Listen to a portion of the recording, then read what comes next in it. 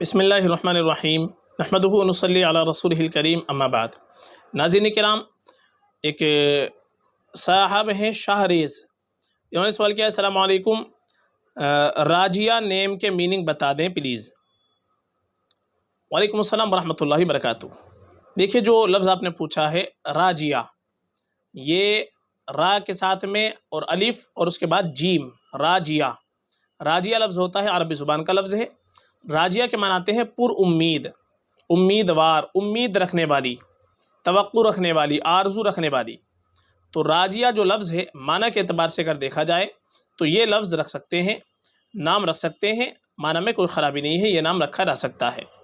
ہاں، زیادہ بہتر یہ ہے کہ ہم اپنی بچی کا نام رکھیں تو صحابیات رضی اللہ عنہن اجمعین کے ناموں پر، ازواج مطہرات کے ناموں پر، جو نیک خواتین گزری ہیں ان کے ناموں پر نام رکھ لیں، یہ اور بہتر ہے، باعث برکت ہوتا ہے۔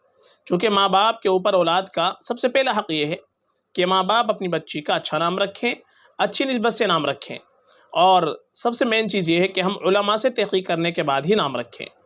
تو آپ نے جو نام یہ پوچھا ہے راجیہ، یہ نام صحیح ہے، معنی کے اعتبار سے رکھ سکتے ہیں۔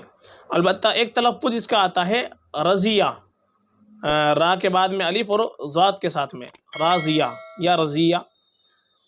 راضیہ اس کے معنی آتے ہیں پسندیدہ، راضی رہنے والی، تو وہ بھی رکھ سکتے ہیں۔ اور راجیہ جو آپ نے لکھا ہے جے کے ساتھ میں، یہ بھی رکھا جا سکتا ہے، اس میں بھی کوئی خرابی نہیں ہے۔